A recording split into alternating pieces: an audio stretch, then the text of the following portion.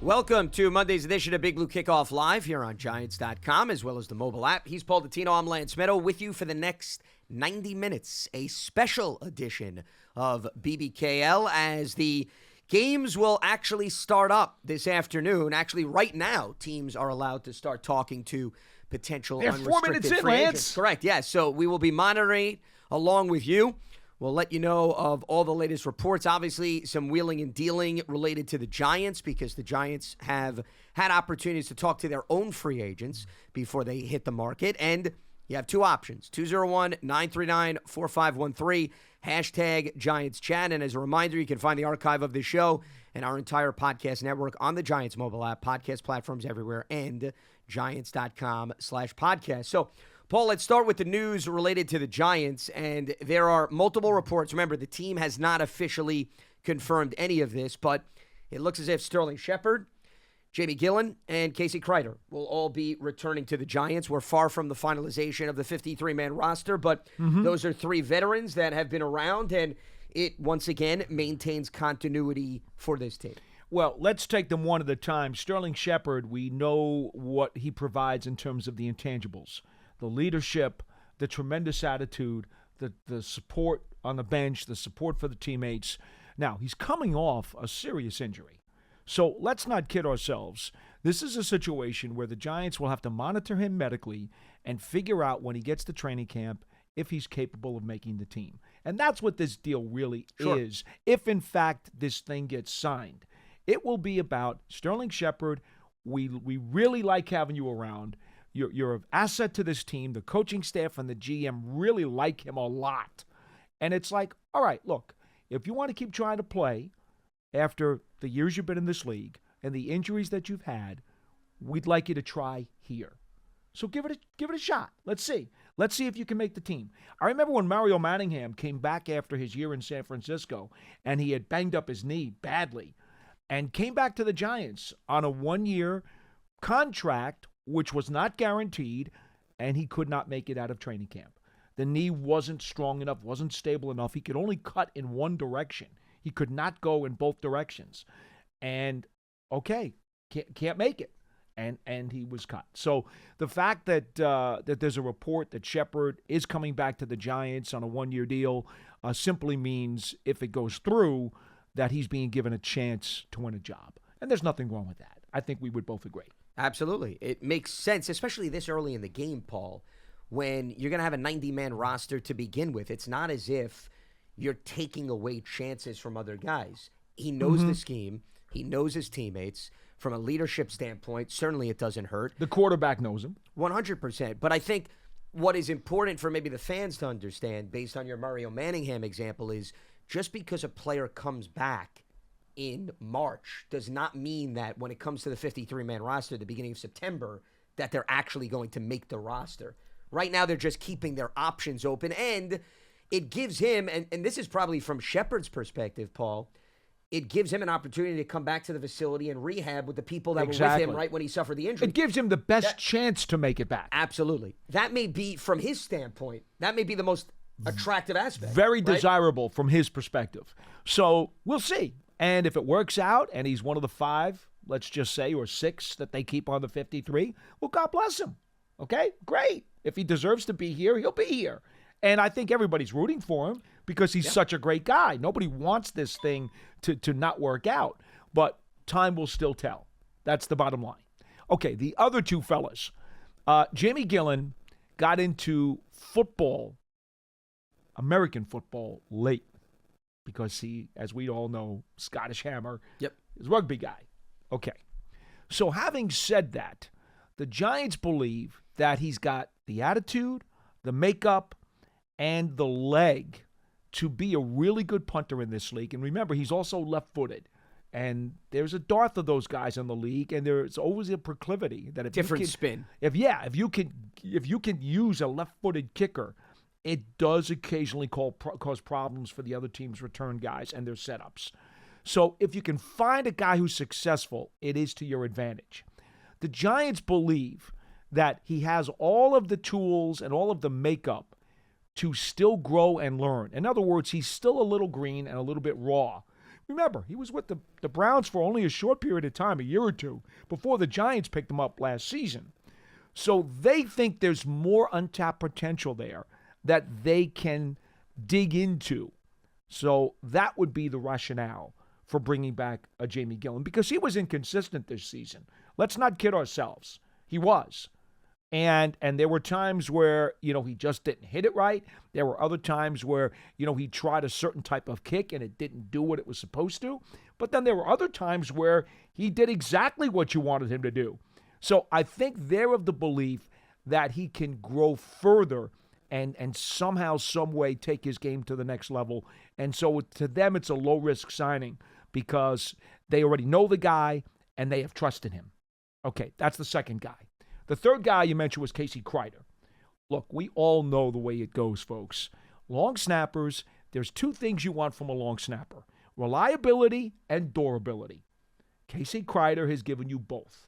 And if a long snapper gives you both of those things, he stays under the radar. And that's exactly what you want. You never want to hear his name during the course of the season. Just like the offensive line.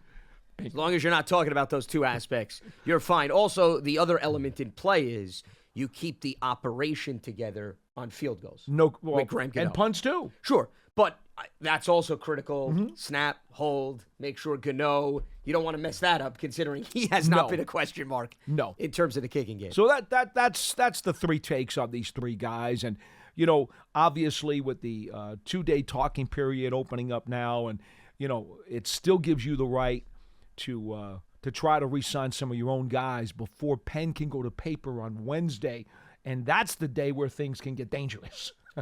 Yeah, well, let's review that as we really take a deep dive into the show. You're talking about 4 p.m. Eastern on Wednesday is when deals officially can be signed. Now teams can speak with unrestricted free agents. They can speak with their representatives. We have a few deals that have been rumored that are going to be finalized come Wednesday.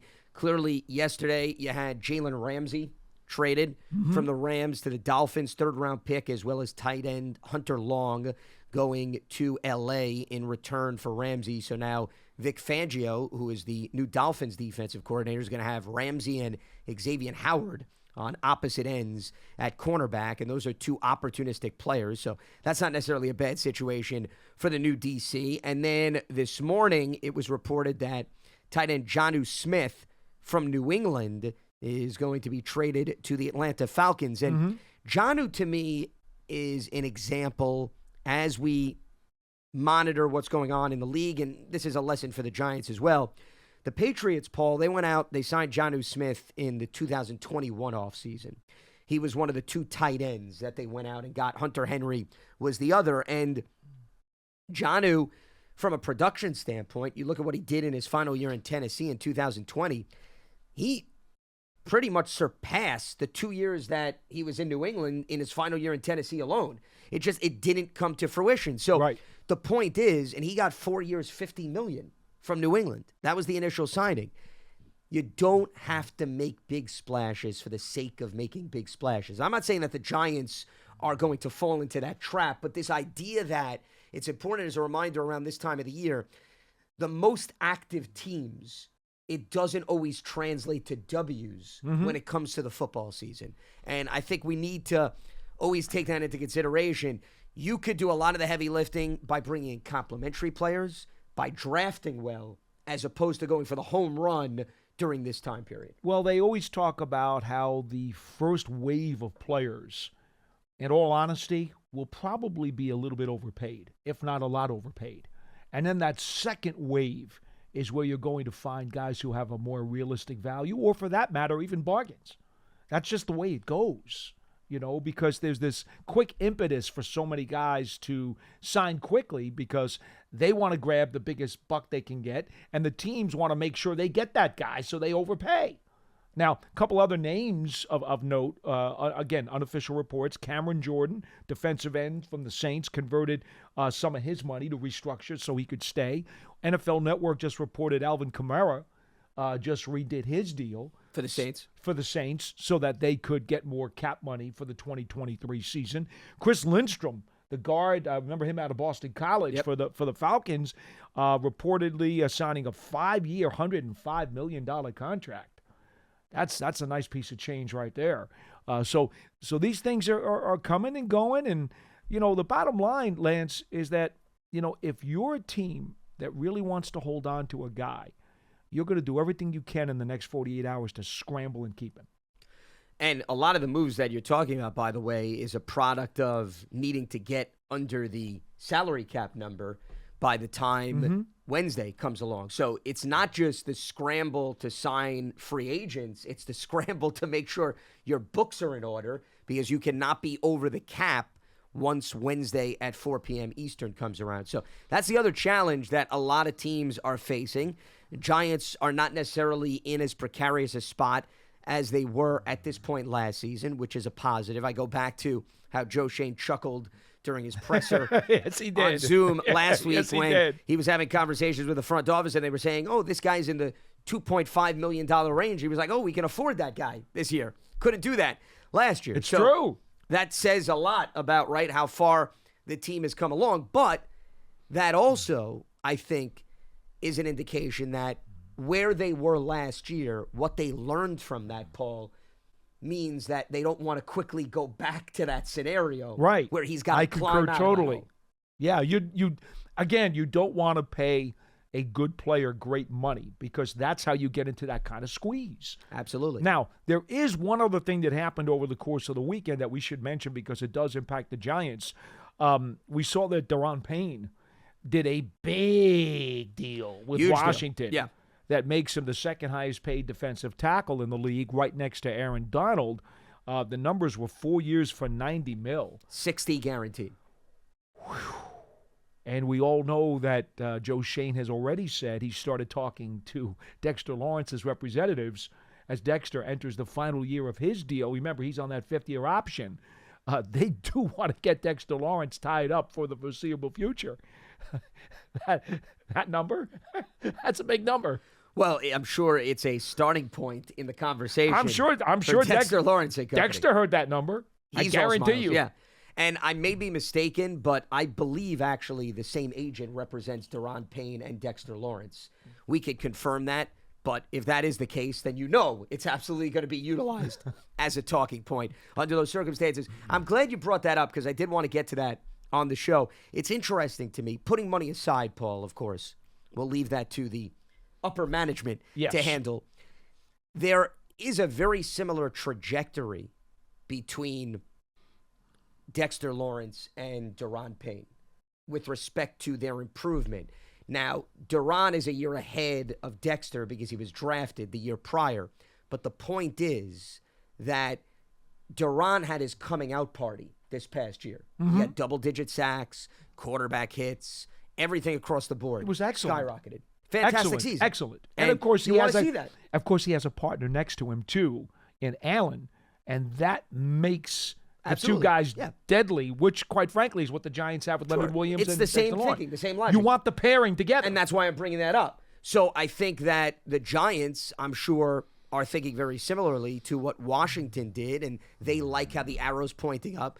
Dexter actually had his coming out party a year earlier than Daron Payne, because Payne was in the fifth and final year of his rookie deal. Dexter is entering the fifth and final year of the rookie deal, and you see when he had talent around him, they have to choose on the offensive line who they want to double, who they want to target, and Dexter was able to take advantage of that. No different than Daron Payne. So I think all things are encouraging for both of these players. But, yeah, from a financial standpoint, there's no doubt about it that the Giants are now looking at the Daron Payne contract. Dexter Lawrence is looking at the Daron Payne contract. And we'll see, Paul, whether or not they could get something done before the league year starts, or at least at some point this offseason, so that, like Daniel Jones, you have another guy on the books and you know how to operate around that contract. Another name that just fell, according to NFL Network, former Eagles inside linebacker T.J. Edwards going to the Bears, apparently. So that's another guy out of the linebacker mix. I was not a big advocate of T.J. Edwards. He's got a lot of athleticism. He does get around and has some range, but I didn't like him as much, stuffing the gaps. Not as sturdy stuffing gaps for me. So to be frank with you, I know a lot of people on the Giants message boards were looking for him.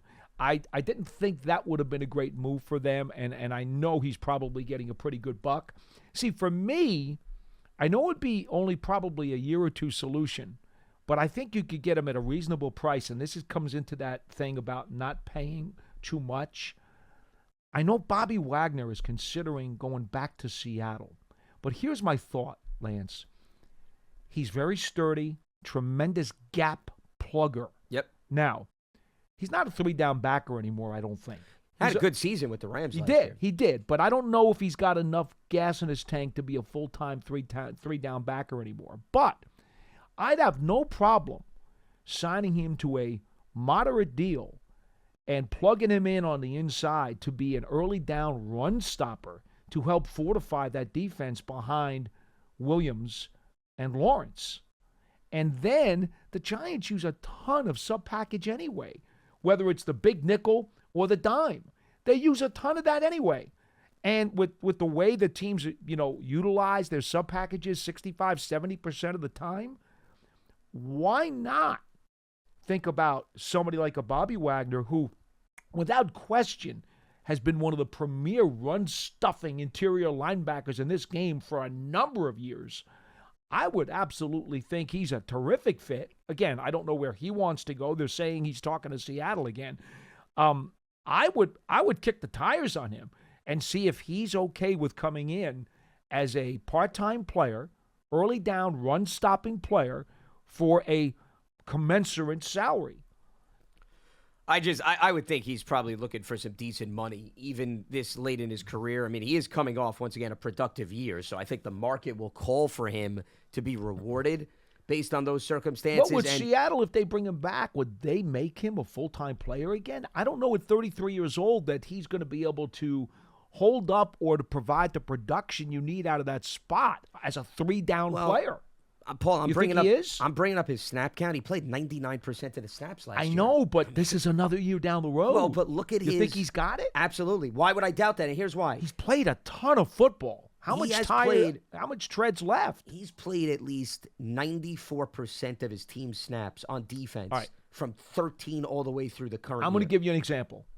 Harry Carson's last year with the Giants, he became a rotational inside linebacker. And we see that with a lot of guys. Yeah. Because they realized, you know what, if we want to get maximum efficiency and production out of him, we're going to have to start taking him off the field on third down. And I get that. so Harry was not an every down player anymore in his last year with the Giants. And that's what I'm talking about with Bobby Wagner. I would like to see Bobby Wagner fit into that role. Harry was also, I'm just looking up as a means of comparison. Not that we're saying they're the same player, but Harry was 35 in his final year. Bobby's only 32. Well, he'll be 33 by opening day, I believe. Okay, but the bottom line is you had a little bit more wear and tear on Harry Carson's body and more years versus Bobby Wagner. So a little bit different. We're not at that stage, I would say, with Maybe Bobby. not. Maybe not. Maybe they are. Maybe they're not. I don't know. Anyway, I had always thought that I'd be a little more creative and think about that scenario as opposed to going after a T.J. Edwards, who in my mind does not stuff gaps well enough. Well, he didn't have a great game in the Super Bowl. I will tell you that. You could say a lot of guys in the second half on the Eagles didn't have great games, but he's durable, and he's coming off a rookie deal, too. So there's appeal that you're investing in a guy that's still young, that is held up. See, from the Eagles' perspective, remember, they drafted Nakobe Dean. This, to me, is an indication they want to now give him playing time. They're clearing time Correct. for him. So now you're okay. You move on from a guy that you develop, and the Bears have a lot of money to spend. Remember, Chicago has a lot of salary cap space. Yes, so they do. It's an understandable move from that standpoint. I'm with you looking at it through the Giants lens that you've got to weigh money as well as appeal. And I'm sure he was looking to cash in on this deal. 100%. I mean, like I said, he's coming off a rookie deal. Mm-hmm. I would. If I were T.J. Edwards, especially linebacker position where you get a lot of snaps, a lot of hits, don't you want to cash in now, right, within your career? And I think the Giants, they want to address that position, but the price has to be right. And I've said this time and time again. I think I was talking about this with John, and you were just scratching the surface of it again. I am going to invest in an interior linebacker who I have faith is going to stay on the field for 3 downs, Paul. I'm not interested in a guy who plays the first 2 downs and I take him off the field, depending on the financial investment. That's what Okay, I'm I was going to say, you're going to have to really pay heavily for that guy. Well, but it's worth it. It's the bang for the buck philosophy is what I'm saying. So you want to go after Tremaine Edmonds? I have no problem taking a flyer on a guy like that who's young. If the price that's not can a work out. flyer. That price is going to be a legitimate price. Well, it's you not could a go flyer. after that. I don't know if that's realistic for the Giants, but there's nothing wrong with having a conversation is what I'm saying. Oh, call him up. Check into it. You for go- sure. To me, it doesn't make sense to go after a guy that plays all 3 downs. That's not what you're looking for? You don't want a guy like that? I don't know if they're in the marketplace. If they're, you don't go shopping for a Mercedes-Benz if you just want a Ford. No, well, once again, I don't know if they can afford a Mercedes. You know what I'm saying? No, I'm completely with you there, but that's Their also budget. I don't know how Joe knows he's got X number of bucks in his cap, right? They still are trying to work out some deals. Sure. We know they're trying to redo Leonard Williams with an extension and a redo that's going to lower his number. Okay, we haven't heard beans about that in the last couple of days. So I don't know how he feels or how he wants to allocate his cap space. But I don't know, but I don't think he's going to want to make that one huge splash on a guy like Edmonds, who I think is a huge splash. I think he's more looking at one kind of big splash and then a lot of little ones. I don't think he's looking for a real big A-lister. I think Edmonds is an A-lister.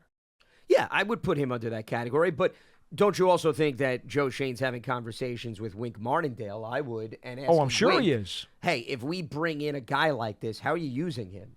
That's No the doubt. first conversation I'm having. No doubt. I'm not going after any linebacker who I'm investing time and money in until Wink tells me face-to-face, Yep. this is exactly how I plan to utilize him, and I plan to keep him on the field on 3rd downs. If he gives me the green light for that, let's talk.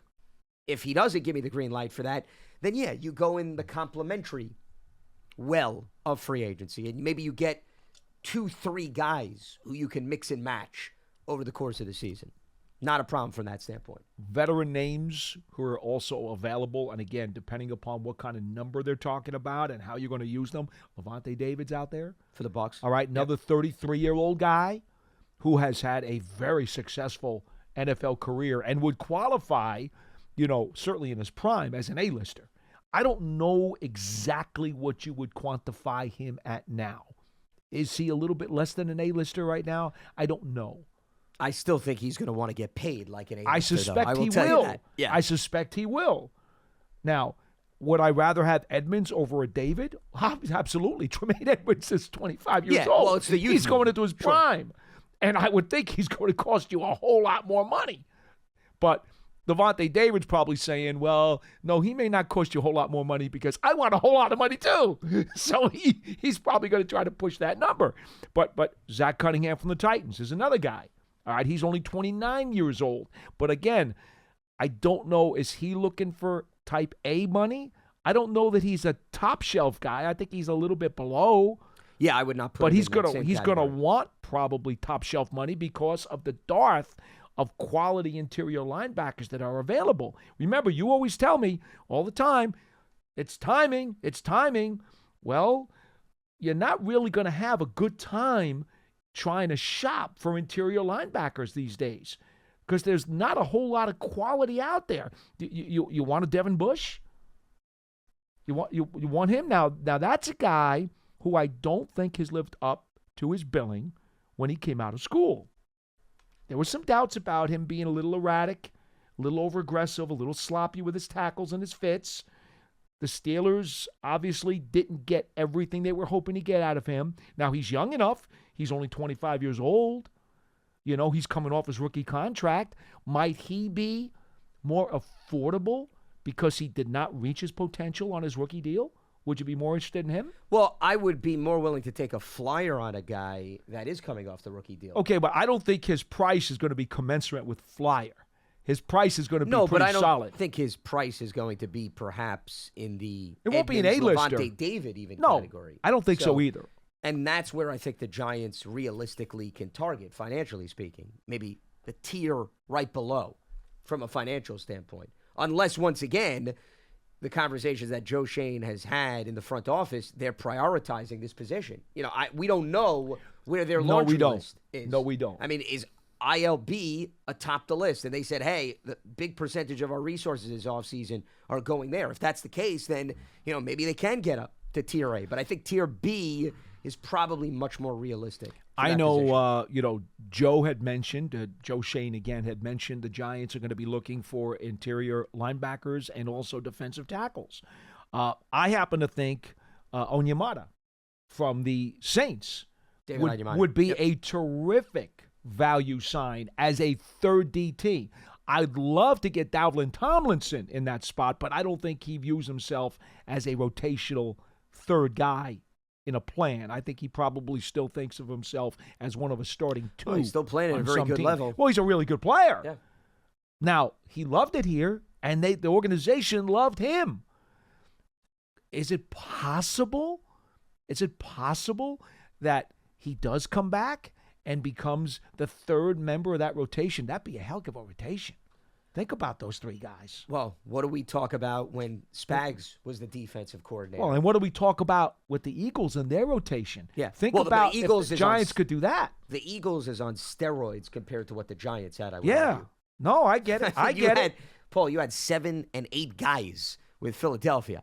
I don't think the Giants went that far, but yes, your point is well taken. And they're losing Hargrave, by the way, in all likelihood. They can't afford to keep him. Well, and they're going to lose plenty of other guys as well. Cox may not be back. Who knows? No, they re-signed Brandon Graham, so he's coming back. I'm assuming they'll keep some of those guys. Not going to lose everybody, but that's why you got to keep drafting players, or you bring in other veterans on one-year deals like they did with Linval Joseph and Ndamukong Suh. So rather than talk about some of these free agents, why don't I ask you, where do you think the Giants will make their biggest one-stop shop splash in free agency? Because they probably can sign one between A and B lister with a good chunk of change. Where do you think it's going to be? If it's not inside linebacker, which I'm not so sure it will be, where do you think it will be?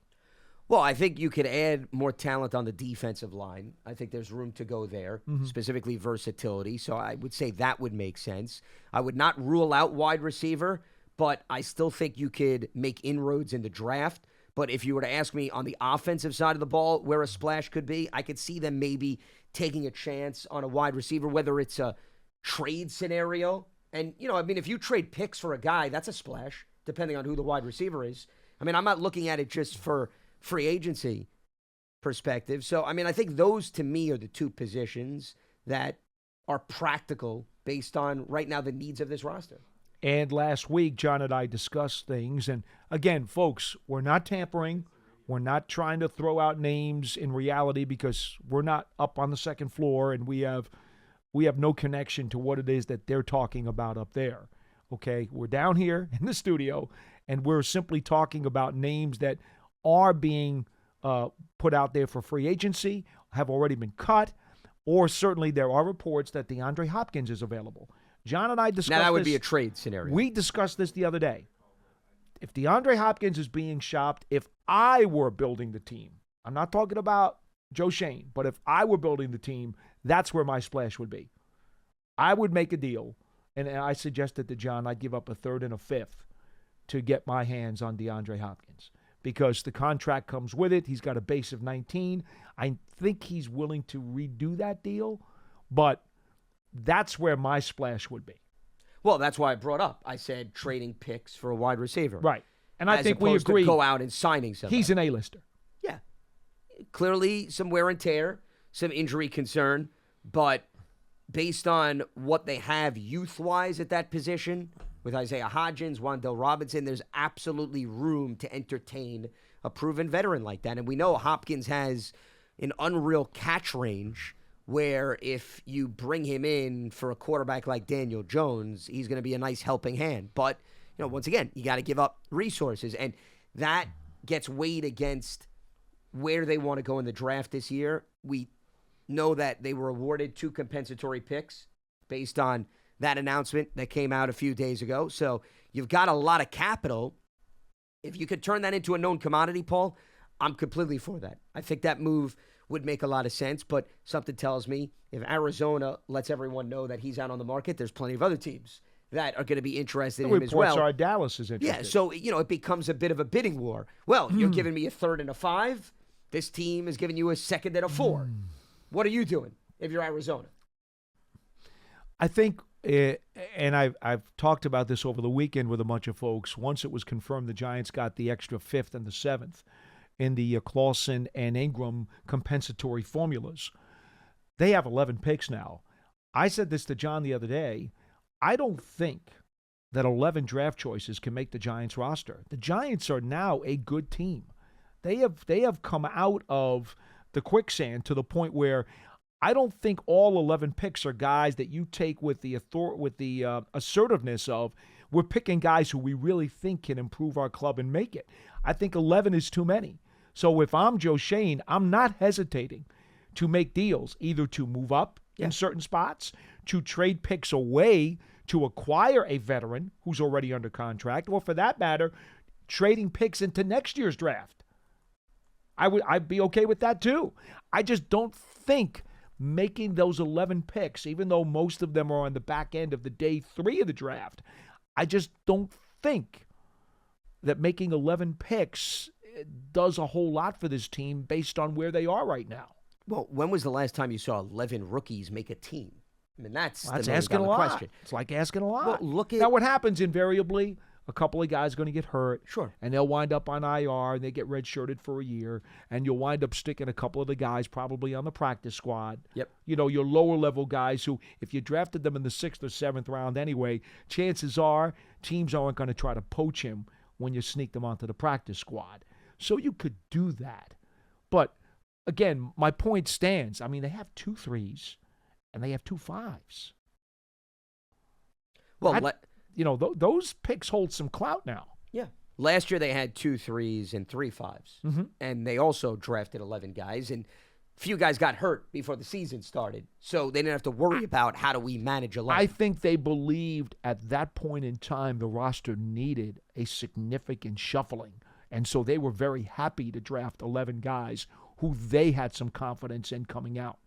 So I was fine drafting 11 guys last year. I don't know that it makes sense to do it now. No, I'm completely with you. I think you can have the flexibility to move up. You can move resources towards the following season. Remember, keep in mind, once you get to the 6th and the 7th round, you're taking some flyers. No doubt. As it is anyway. No doubt. So you've got to at least be realistic to say, yeah, they're developmental players, but are they really going to come in year 1 and make a significant impact and also beat out some of our established players to get realistic playing time? That's the other question you have. And I think they feel good about last year's draft class, some of the guys that got hurt returning.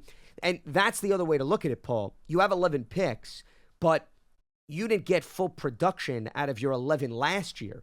So some of the guys that were drafted in 2022 really get moved over to the 2023 class. For example, Darian Beavers, he's part of the 2023 class. Right. Marcus McKeithen, 2023. No doubt.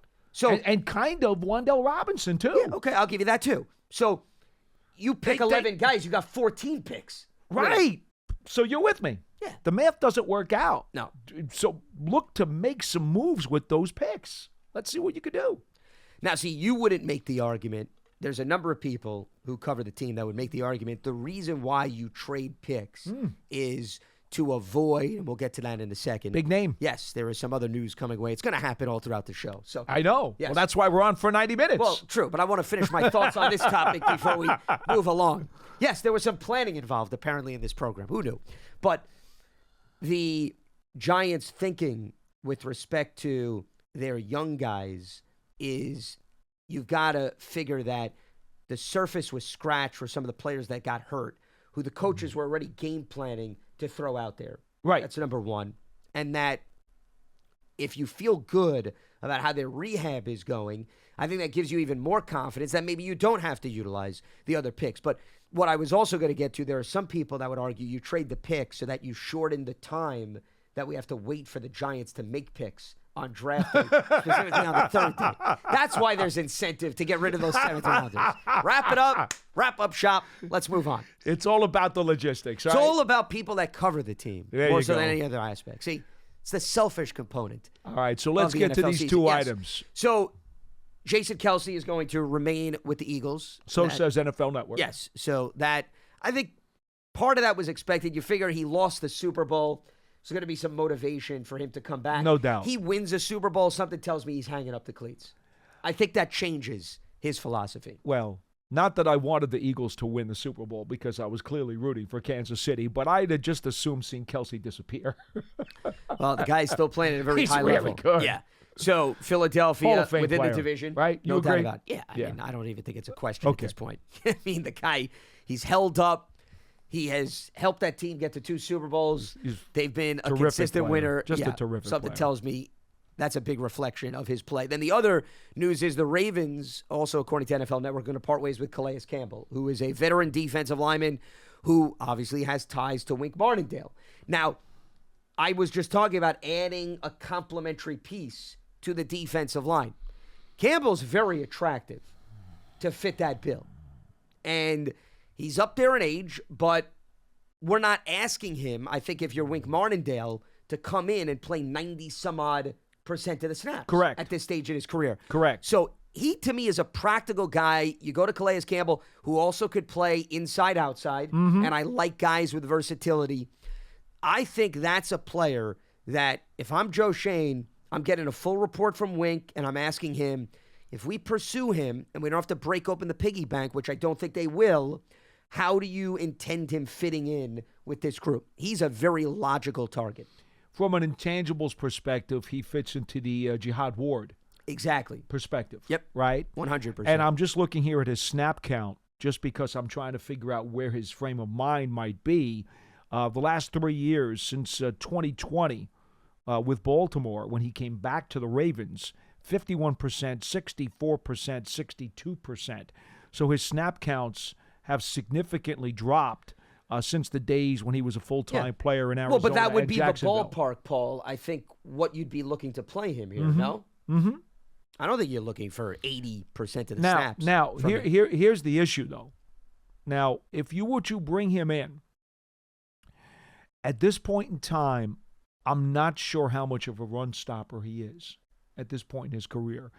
At early stages of his career, when he was with the Cardinals for sure, and he was in his prime, he was an outstanding defensive lineman who could get after the quarterback, supply pressure, get sacks, get hits, but he also played the run pretty darn well too.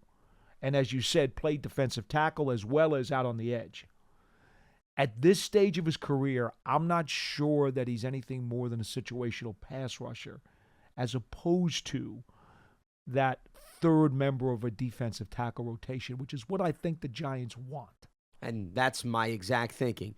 Plus, let's be realistic. We're talking about a guy that has logged 15 years in the NFL. So, I mean, he's going to be, 37? He's 36 last season. I'm assuming he'll either turn 37 at some point during the course of the season or it'll come right at the tail end.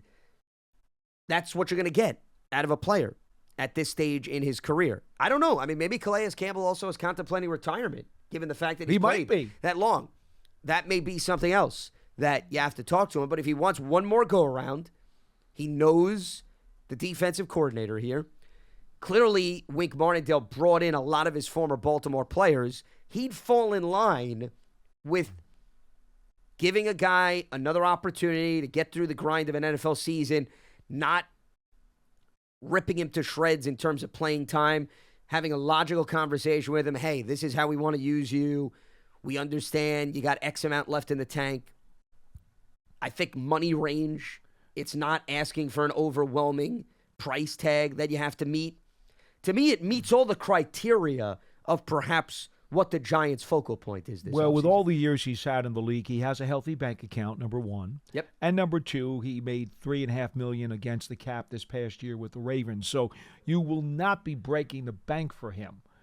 Again, I just don't know if he fits that specific hole that the Giants are trying to fill right now. I probably would rather have an Onyemata. Well, because you have a younger option. with a player like Younger that. option and more of a run plugger in the interior than a guy like Campbell, who I just think at this point, at best, he's a situational pass rusher. That's what I would think. I just would say there's a role and a place for somebody like that on this team. That's my point.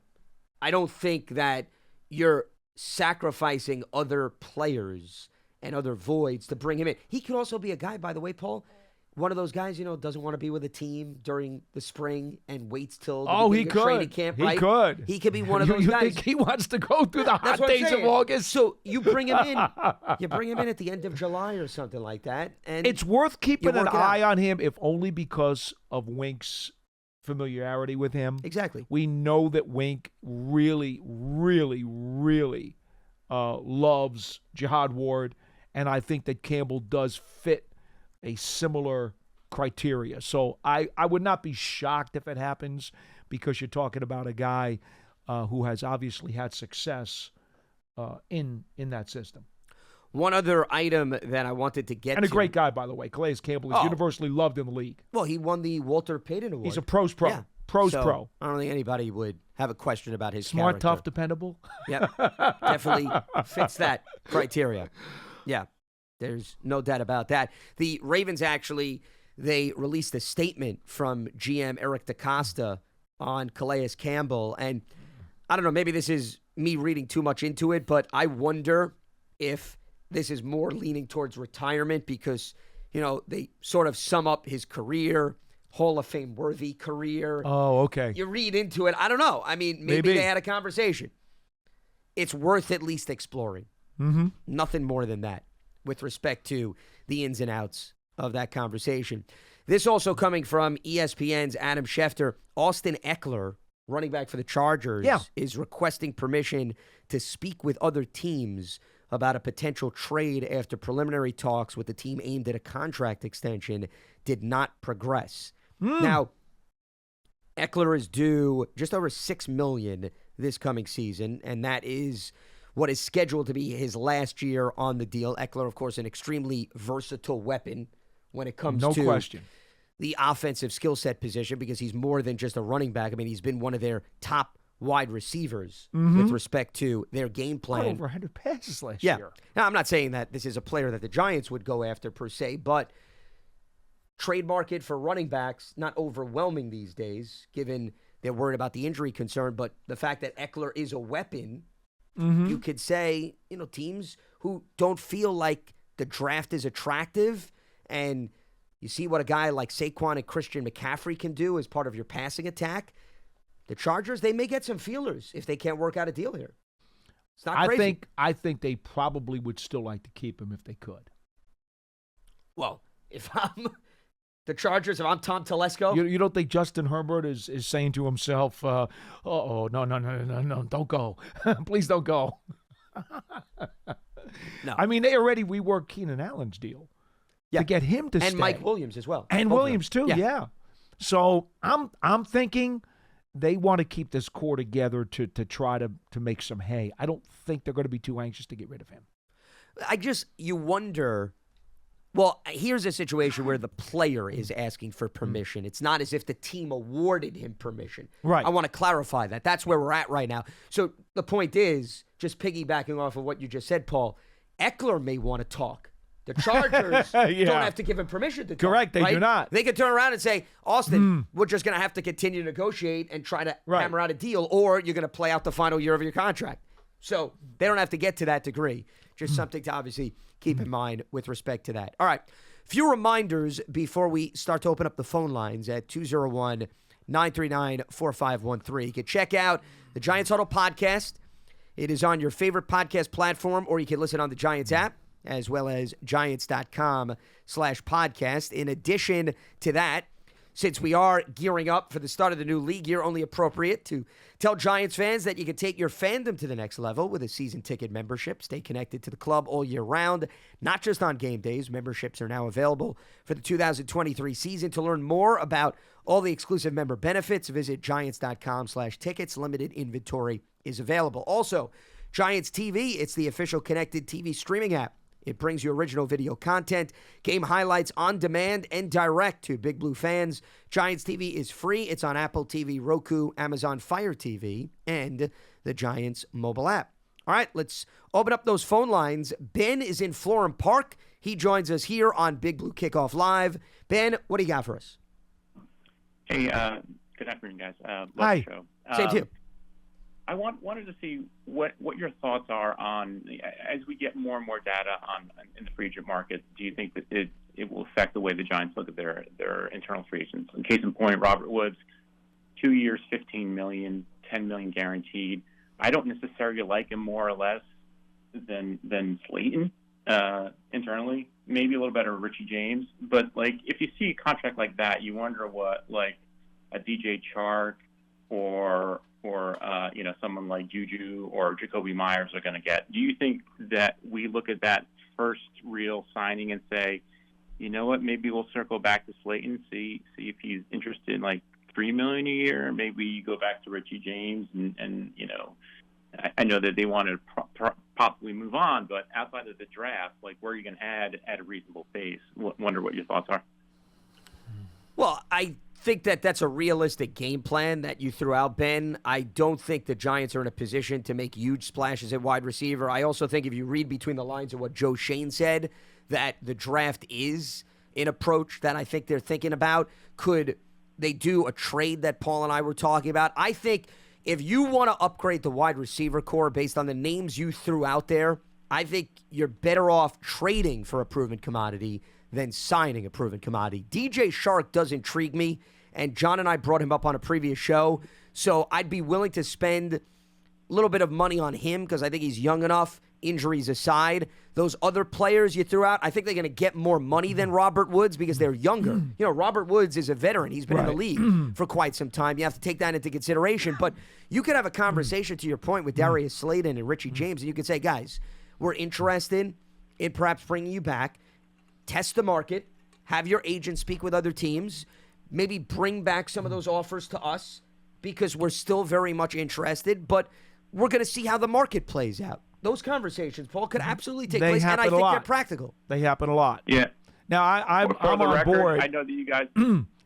Go ahead. Oh, I mentioned Chark with John last week as a guy who got a one-year, $10 million deal with the Lions last year. Now, he's a former 1,000-yard receiver. He's big and tall. He's got speed. He's athletic, He's produced in this league before, and things just didn't work out with the Lions, but look who their quarterback is. Goff is not exactly a big play, long-range bomber.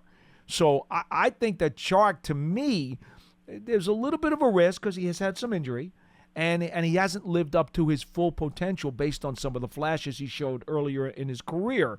But that would be a guy I'd want to make a phone call to. I would at least explore. So I'm with Lance on this one. Yeah, but you guys have advocated for D-Hop, and so that goes against some of the other things you said. I mean, he's older, injury-prone, and he's going to blow up our salary cap. You guys, I'm surprised. Listen, I'd love to get him in a vacuum, but I don't understand why you guys have been kind of like... Well, I mean, Paul has been much higher on him than I have, just for clarification, but I'm a big believer that if your option is overspending on a free agent versus taking a chance with a guy like Hopkins and giving up a pick or two, I think that, to me, is the right move as opposed to just spending for the sake of spending because you want to infuse more talent into the receiving core. Because when Hopkins is healthy, the guy's a playmaker. Regardless of where he is age-wise, you know what you're getting out of him. Some of these other guys, you don't know with a new environment and a new fit. And while the current front office didn't make the Kenny Golladay move, Joe Shane has said on the record, investing in guys internally makes a lot more sense because you're operating with more intel. You're not playing as much of a guessing game in comparison to potential free agents.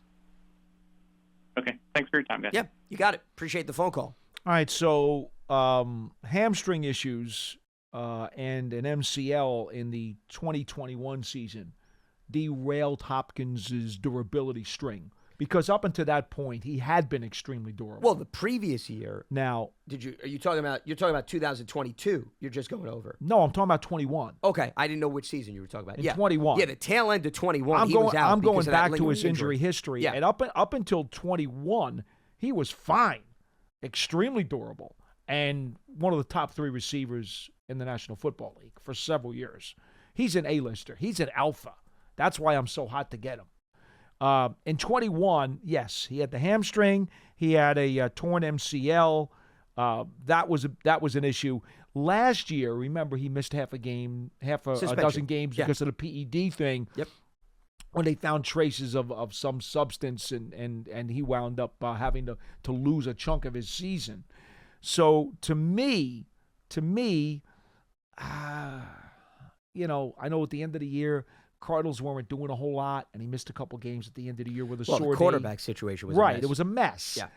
Some of that, I think a lot of people also thought was a contract thing, him not being happy. The quarterback situation was a mess. The team was on the decline.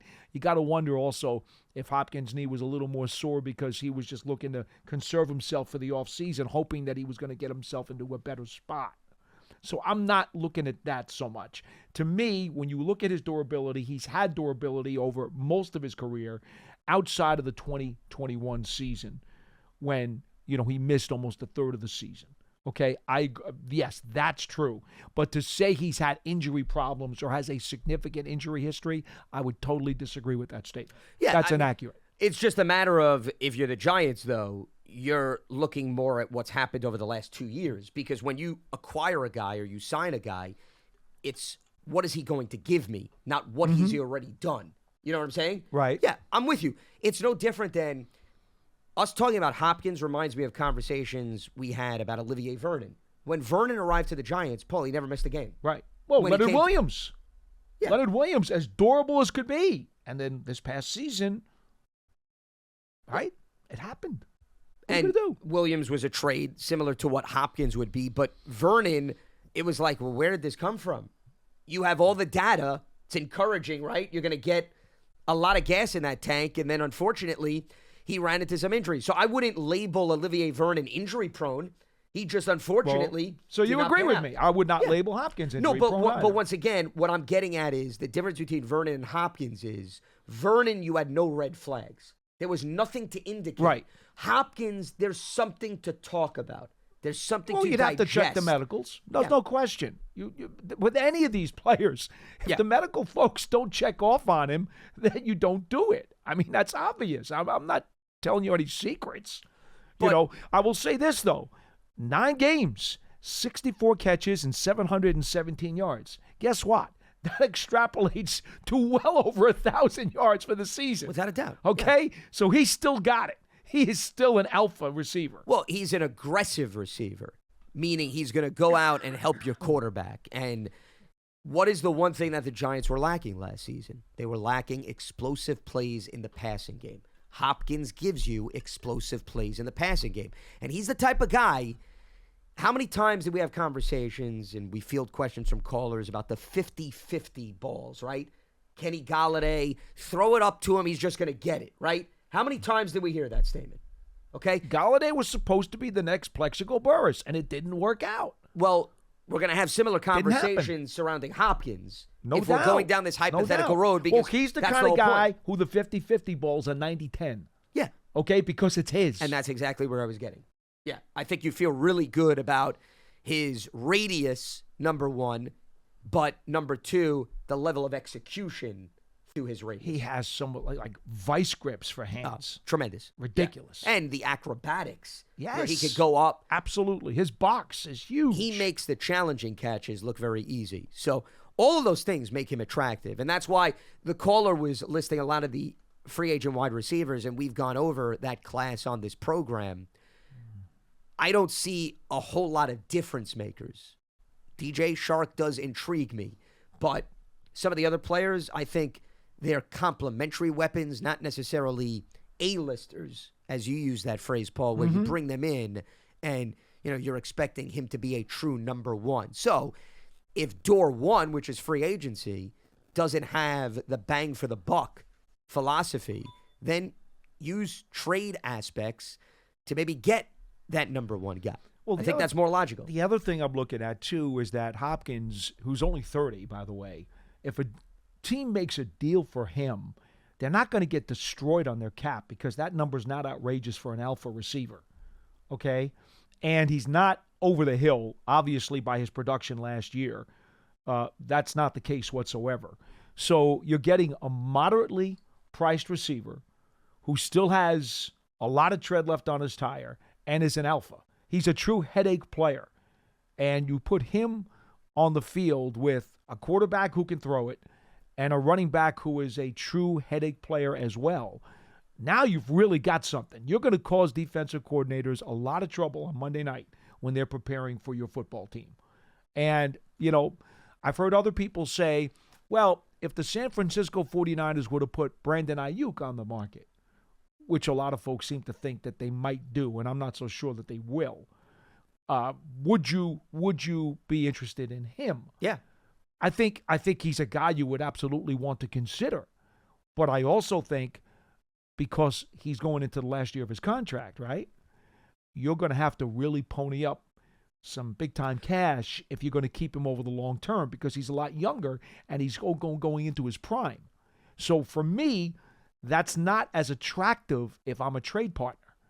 I'd rather go after Hopkins. The existing contract. Which you may have to rework out anyway. Well, you might.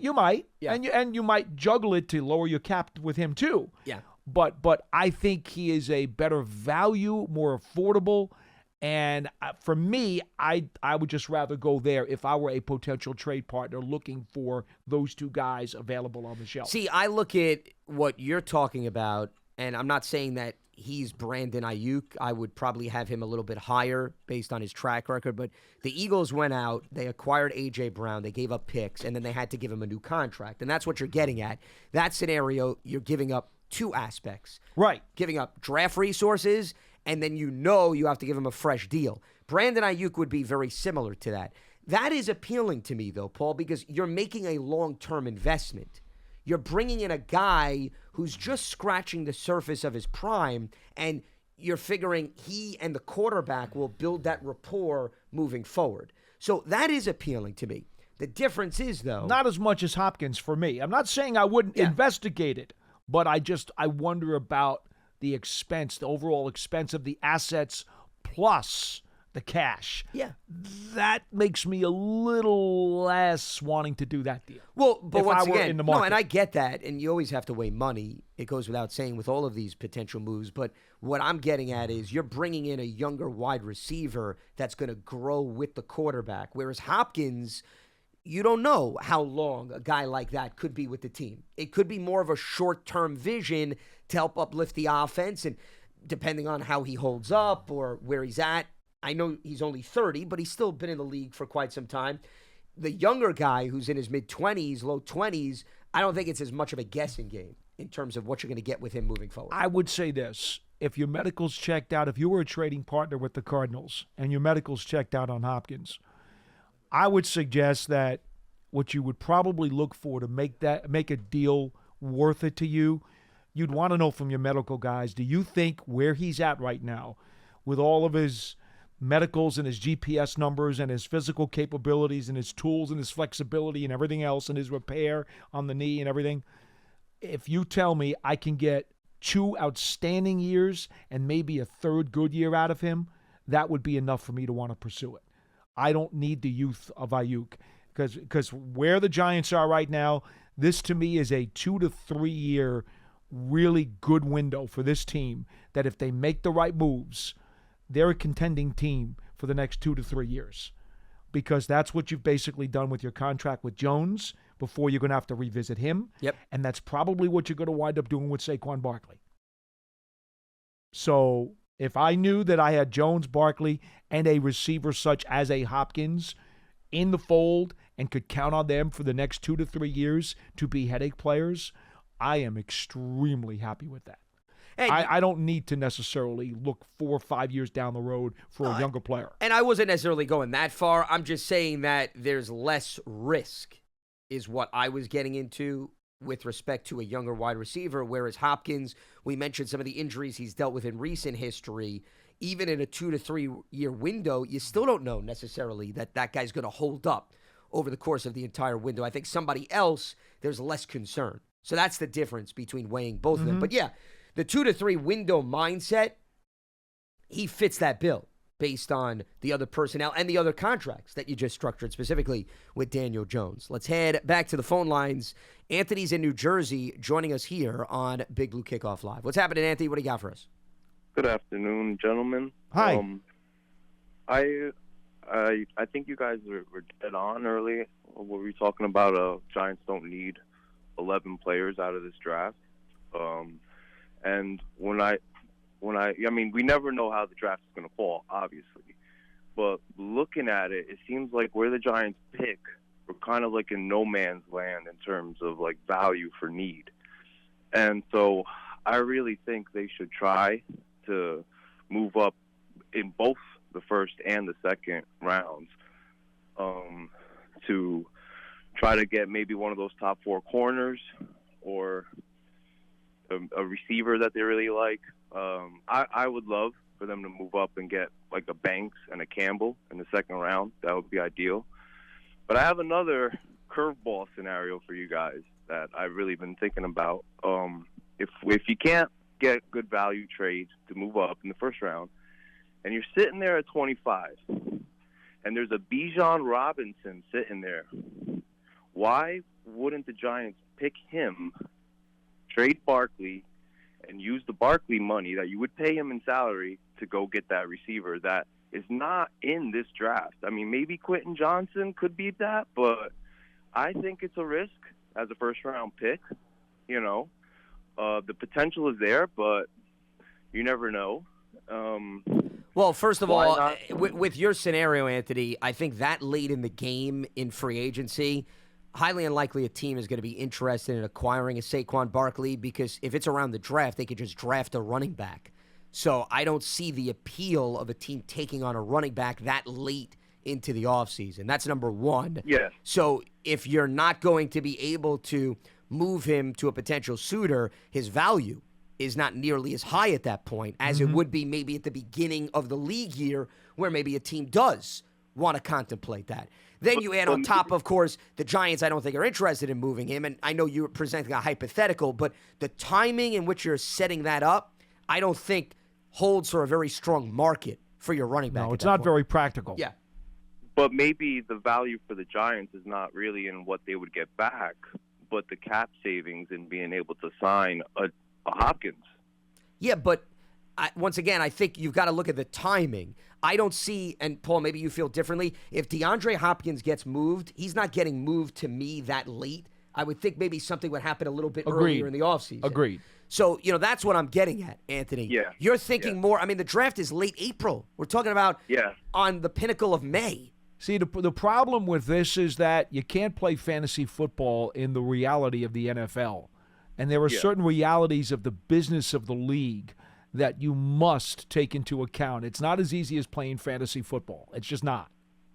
Yeah. I'll one last point, and then I'll go. In regards to the receiver situation, I'm not really that concerned because I trust in the coaching staff's ability to scheme up guys that might not be a traditional, guys that fans would look like as a number one, at least for now. And I also trust in DJ's ability to get them the ball. And leave it at that. All right, Anthony. Joe Shane has expressed in very quick terms a very similar statement that he does not necessarily believe the Giants need to go out and get a big splash receiver, because Brian Daboll has very often operated with lesser-known guys and found ways to make them very important parts of the offense, like a Cole Beasley type, if you will, like a Gabriel Davis, if you will. Those are the kinds of guys he's operated with before and has had success. By the way, Onyemata, apparently, according to the NFL Network, has agreed to a deal with the Atlanta Falcons. So he has come off the board that name off the list. very quickly, and I'm not surprised because I think he's a good value for a team that needs some help at the defensive tackle spot. They also know him very well in that division. Yes, they do. Having seen him 2 times a year. So that's the double whammy. Oh, wow. For Atlanta. Ian Rappaport says Jarrett Stidham signing a 2-year deal with the Broncos. So he goes out there to back up Russell Wilson. And gets to work with Sean Payton, which means that now the Raiders really need a quarterback because they don't have Derek Carr or Jarrett Stidham. Yeah. Jimmy Garoppolo may be the bridge before. It's looking more and more like that. He does know Josh McDaniels. He's going to cross the bridge is what he's going to do. There we go. Look at that. He's going to stay in the Bay Area and cross the Golden Gate Bridge. And then take a little flight to Vegas. That's right. Well, because they're not in Oakland anymore. So he'll go to their old home stadium. Yes. They'll pick him up there. They'll take him to the airport. Correct. And then he'll go to Vegas. The Oakland Alameda Coliseum. Yes. Yes. which has its own fair share of issues, but we'll save that for another program at a different time. But, yeah, David Onyemata, what I was saying is it's a double whammy because not only do you help your cause, but you take him away from a division rival. So Yes. I would think that there was maybe some logic behind that. But that is a good addition for the Falcons because the Falcons also had their fair share of issues in lacking a bit of a pass rush and a beefy defensive front. You could argue last time they had a consistent weapon up there was John Abraham, and that was quite some time. I'm talking about the former New York Jet. With respect to what you were saying, I was referencing Joe Shane's press conference on the Zoom last week where, yeah, he did echo those sentiments a lot, where he says the narrative surrounding the Giants is they need to make a huge splash. He doesn't necessarily feel that way. And the caller was referencing, look at what they did with Isaiah Hodgins, and look at what the coaching staff did overall in developing a lot of the personnel. I agree wholeheartedly with that statement. That is extremely encouraging, that you feel good, that you continue to bring in talent no matter what aspect it is, whether it be through the draft, free agency, big names, minor names, that you have a staff in place that's going to maximize the talent. I think they proved that last year. But with that being said, Paul, there still was a lack of explosiveness on offense, despite their ability to develop the talent. And I think Joe Shane and Brian Dable and Mike Kafka, they're keeping that in the back of their mind. And in order to get that explosiveness, or the headache players that you talk about, that does require a little bit more than just developing a guy and taking a flyer on a guy. I concur. That's why I would advocate going out to get one. No, and I completely understand. That's why you were talking about DeAndre Hopkins, and we're talking about trading for a guy as opposed to just settling for somebody in free agency and spending money for the sake of spending money. By the way, NFL Network is reporting Onyemata is getting $35 million over 3 years. That's a pretty stiff price tag. And now, again, I liked him. I thought he'd be a good help for a lot of teams, and I thought he would have fit the Giants' needs very well. But that's a little bit higher than I would have thought he would have gotten, which just goes to show you that the market for a quality defensive tackle is going to cost you a pretty penny. Well, remember, just look at the Giants in-house here. Linval Joseph and then Dalvin Tomlinson, coincidentally going to the same team, the Minnesota Vikings. But we had been talking about leading into free agency. If a team is willing to invest in a guy like that when it comes to stopping the run and maybe gives you a little bit of a pass rush, there's value, Paul, for that in today's NFL still. It's funny how over the course of time, different positions have kind of moved up to the forefront, kind of like the rabbit and the hare. You know, there are certain times, the rabbit and the turtle, where at certain times the tortoise and the hare, they surge ahead into certain parts of the race, you know. And for the longest time, it was always the quarterback, the wide receiver, the cover guy, and the pass rusher. All right, those were your four spots. Well, right now in the National Football League, there is a tremendous amount of attention being paid to your highest level defensive tackles, to your highest level centers even. Your highest level tight ends are suddenly becoming now a very rich bunch of guys. And even over the last couple of years, as teams have found versatility in specific safeties, your safeties are now starting to get who a may nice play push. in the slot, for example. Exactly. So, before you know it, only the long snappers will be the guys who are in the economically friendly market, because every other position is going to blow up. And remember, to each their own. It depends on how you're going to utilize the player. But I think there's been examples, to your point, that it's not just the core four or the big Not four anymore. when it comes to positions. Not anymore. Especially since, Paul, there's so much more versatility within scheme. I think that's the reason why you have coordinators, especially on defense, that don't move around guys, and they'll tell their GMs, sure, sign the guy. I'll find ways to keep him on the field. Yeah. And put him everywhere if need be. Yes. So I think that also changes the mindset of the level of investment in a specific position and in a specific player. Let's head back to the line. Scott is in New Mexico joining us here on Big Blue Kickoff Live. What's happening, Scott? What do you got for us? Good afternoon, guys. Same to you. Questions for you. I have two of the draft choices I want to ask you about. But One thing I'm a little upset about is that we seem to be giving up on Darius Slayton, and I don't know why. I believe the Giants are about to sign a contract with Sterling Shepard. I don't know if it's been finalized yet for 1 year. Nothing has been finalized. Anything you're hearing or seeing out there, there has been no team confirmation whatsoever. Okay. Yeah. Right, but that's the rumor that I heard. But in regards to Darius Slayton, I think he's just getting a bad rap. I know, Paul, you're correct in saying he's had drops, but the Giants led the league, I believe, per pass. They were first in drops, team-wise.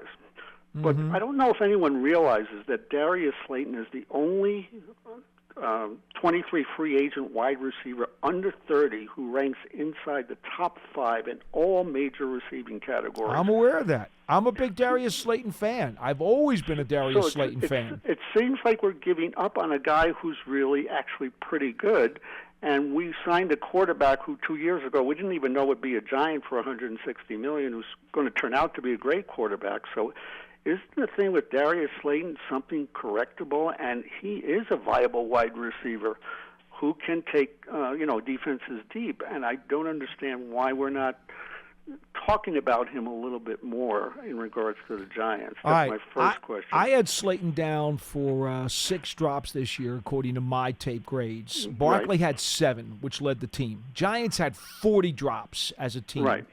All right, Slayton then had 3 drops in the playoff game against Minnesota. Right, which I saw. All right, now here's the problem, all right? I know that there are some coaches, and the Giants happen to have a coach and a GM who very, very, very much get bent out of shape on drops. Some coaches are more sticklers about drops than others are. This particular staff really detests drops. So I think Darius Slayton's inconsistencies there, despite all of the numbers that he produces when he does catch the ball, do make them yearn to try to upgrade if possible. Now, again, I personally am a Slayton fan. I will also tell you that my tolerance for drops, I've always looked at this on the whole, and over the last 20 years, for me, the percentage of drops should not be more than 6 out of 100 catches. If you catch 100 and you have 6 drops, that's 6% in terms of the ratio. That, to me, is right about where I would draw the line for what I would accept from a wide receiver. Okay, Slayton had 46 catches last year with 6 drops. That's not a good ratio. Right, but he also had 700 yards in receiving yardage also. I get that, but we're not talking about his production. I've already told you his production, numbers-wise, are good. His average yards per catch over his career, he has consistently been amongst the top 5, certainly top 10 wide receivers in football. No one is going to dispute his ability to deal with the deep ball. But when you look at his drop ratio, unfortunately, okay, he's never caught more than 50 balls in a game. And he's in had a season. in a season. And he's had a half a dozen drops or more in 3 out of his 4 years in the league. That ratio is not good. And again, you're talking to somebody who likes this guy. I'm a Slayton fan. But even I have to admit, the inconsistencies out of his hands, it makes you want to try to upgrade. Now, if they bring him back, I'd be really happy to see it. But I'd also like to see an alpha wide receiver in that room. And he's not the alpha. And once again, Scott, it may depend on how the market plays out. I was talking about this earlier when we had a previous caller. I don't know how long you've been tuning in, but the bottom line is they may go to Darius and his agent and say, hey, we have interest in bringing you back. If you want to test the market, go out, see what's out there, and then we can reconvene and see whether or not our numbers are in your ballpark and whether or not he is receiving the interest that he had anticipated. So, I mean, I know you're not hearing a lot of buzz now, but that doesn't mean that he's absolutely out of the game plan with respect to the team. All right, I had him for 11 drops in 2020 and 11 drops in 2021. Right. And I just told you he's never caught more than 50 passes in a season. Right. And that's not a good ratio. I'm not disagreeing with you, but by the same token, we talked about a quarterback who had drops and interceptions, and now he's not interceptions. obviously in the top 10 of not interceptions. Daniel Jones had a 1.1% interception ratio this year, which was the best in Well, the I think NFL. he's talking about previously, right? Previous Is that, Scott, years. he's Not talking talking about coming about In this his into the first season. year, That's first what he's year and a talking about. half, yes. Yeah. Since that time, that number is gone way down. And the point I was trying to make is with Dable and the coaching staff, because they did a rather remarkable job with Daniel in regards to that, I think they can do a rather remarkable job with Darius, and he has the skill level to really put players deep. But I know you have some more calls, and I wanted to get to these last two questions I had for you. One of them I don't know if you can answer. I'm a big fan of Jack Campbell. I think one of the other callers just alluded to him. I looked at his measurables and where he's ranked, and they're outstanding. When you get to the 25th draft choice, is he a viable candidate for that 25th draft choice? If he even gets that far, because what he did at the combine, I'm not going to go over all the statistics because they're rather good, but he's been the buzz of a lot of people, and I think the Giants led or were fairly close to giving up about 144 yards per game. If Beavers and, say, Campbell were the two inside linebackers, I can imagine it would be very, very difficult for teams to run on that team based on those two players. The other question, I'm going to take this other answer off the air. There's another player there, Andrew Voorhees. You probably know that he did 38 bench presses. He was the one that tore his ACL. Yeah. Correct. Mm-hmm.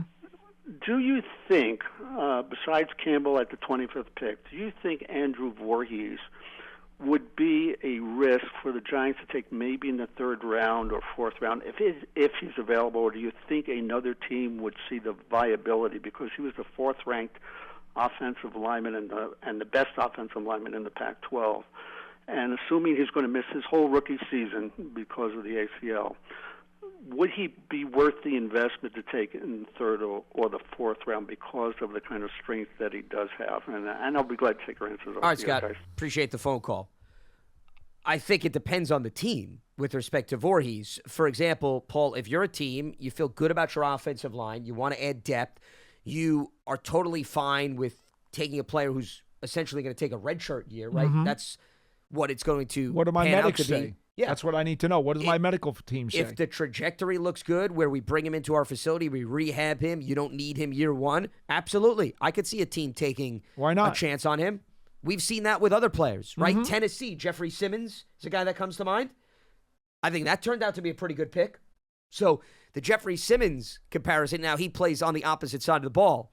Based on that logic, yeah, absolutely. So I don't think you're just going to sit back and he's going to fall to you and it's going to be rainbows and lollipops. Well, Dallas did it with Jalen Smith when he got hurt at Notre Dame. Yeah, there's another one. I mean, you And know, linebacker. Sure. Sometimes you're willing. Remember Willis McGahee?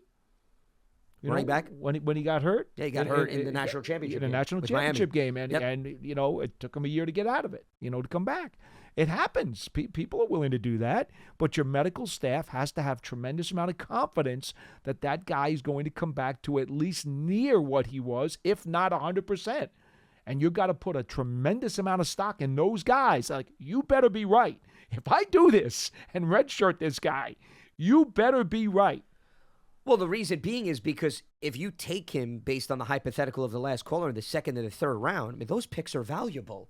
You know, you just can't afford to throw away a pick like that, especially where the Giants are, considering they're still looking for impactful players. Do I think, Paul, the Giants are in a position where they can afford to take a guy on a redshirt year on the offensive line?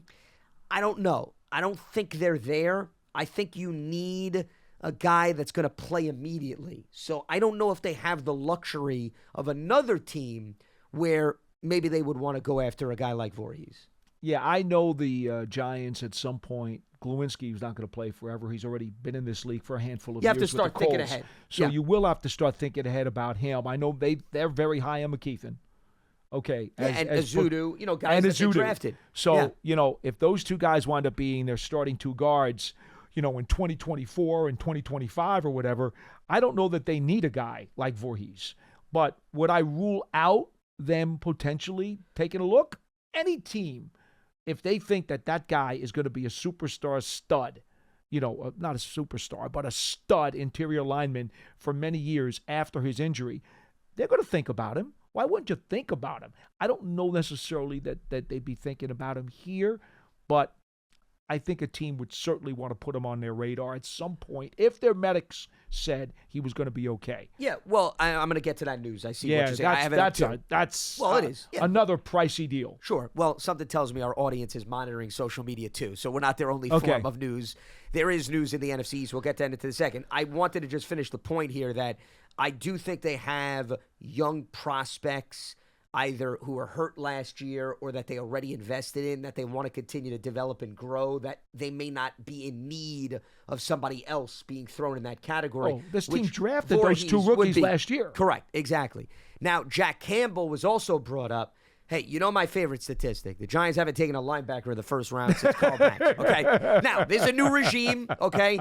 This is not the previous GM, but we've been saying it for a number of GMs already, right? I know. So I'm not going to, until it happens, I'm not going to start singing a different tune. No. Do I think Campbell's a nice player? Absolutely. But it goes back to what I was talking about earlier with you, Paul, when it comes to free agency. If you're going to take a linebacker that early in the draft at 25, he better be a 3-down linebacker. Wink is going to keep him on the field, and he's going to do things that somebody in free agency wouldn't be able to accomplish. That's my answer to a player like that. They will not take one just because they want you to continue to repeat this thing No, ad I can assure infinitum you. forever. I can assure you. They don't want to spoil your track record. Not at all. And if you just want to look at the Bills as a means of a track record, not that Joe Shane is Brandon Beane and he's going to do everything that Brandon Beane did, and we already have a draft class to operate, but they invested a lot, Paul, in the defensive front in Buffalo. They would constantly use high picks on those guys. Does that mean that they don't think the same way as a linebacker? I don't know. I mean, once again, we don't have enough of a sample size to operate Joe Shane's long-term thinking, but just some food for thought. Speaking of the defensive front, that brings us to the NFC East news. Boy. So ESPN's Adam Schefter is reporting that Javon Hargrave, who you coincidentally brought up earlier in the show, Eagles defensive lineman, he's signing with the San Francisco 49ers. It's going to be a 4-year, $80 million deal and includes $40 million guaranteed. So that means the Niners, who remember, They really needed help on their defensive front, didn't they? They were just so Swiss cheese-like. They needed this guy. Well, they did lose DeForest Buckner because they traded him to the Colts. So now here's his replacement. Comes a little bit after the fact, but yeah, you got Nick Bosa and you got Eric Armstead, and now you got Javon Hargrave. Yeah. Nice position to be in if you're San Francisco. Yeah. They know the strength of their team, and they're making sure that it continues to be so. Well, and also, here's another piece of the pie. If Jimmy Garoppolo is no longer in their plans, which they seem to indicate, and you're either going to go with Brock Purdy coming back from the significant elbow injury, or you're going with your initial plan, which was Trey Lance, what's the best way to protect a young quarterback with a really good defense? So John Lynch, Kyle Shanahan, they understand what they need to prioritize on the roster, and I think it's a very sound decision-making process. When you have a number of defensive linemen, the Eagles have proven this, you keep guys fresh, you keep guys healthy, you don't wear them down, you protect yourself from injury, and you're not expecting your offense to go out there and score 40-some-odd points every single game because you know your defense is going to keep teams within the 20s. San Francisco and Philadelphia are very similar in terms of their philosophies when it comes to constructing a roster. And we saw that with the Giants when they won their recent Super Bowls. You had a lot of beef up front. You didn't have to play guys 95% of the snaps, and that does wonders for the defense. Speaking of the San Francisco 49ers, some more news from ESPN. Mike McGlinchey, their right tackle, he's expected to sign with the Denver Broncos. So Sean Payton comes in and he says, I want to protect Russell Wilson. Not necessarily a bad game plan, but that's a significant loss for San Fran, by the way. Okay, they had Trent Williams, they had Mike McGlinchey. Yeah. Those were the two anchors. And this is life in the NFL. You can't keep everybody, right? You bring in Javon Hargrave, you got to sacrifice somebody. Mike McGlinchey is the sacrificial lamb. Yeah. I'm going to just leave that soapbox to the side, but this is what happens with a salary cap. You wind up getting guys who you want them, they want to be with you, you've developed them, you've groomed them, And now, okay, the salary cap says it doesn't matter because of business and because of rules, you have to get rid of good players. I can't stand when GMs and coaches have to jettison players for reasons other than what they did on the football field. It's inherently going to be a huge thorn in my side. I get it. We've had the conversation. Yes. The cap is what it is. I can't stop it. I can't change it. It's reality. I think it stinks, but it is what it is. Anyway. Well, I mean, that's why teams, you got to prioritize. You got to weigh McGlinchey versus Hargrave, right? You don't think John Lynch had that conversation, Paul? Yeah. In their mind, I'm sure they came to the conclusion Hargrave may mean more to the outlook of our team and the impact he's going to have taking up what he will with the salary cap versus McGlinchey is a solid player, but we feel we could draft somebody else or we have somebody internally that could take over at right tackle. Remember, they revamped the interior of their line last year, Paul, because guys got hurt, they moved on. So San Francisco's been put in this position. I'm sure Moore that's part of it. Is their backup right tackle, 5th-round pick out of 2021. I don't recall, out of Western Michigan, I don't recall looking at him or scouting him at the time when he came out. But he is their backup right tackle going into this free agency. Maybe they got other plans to grab somebody else. Who knows?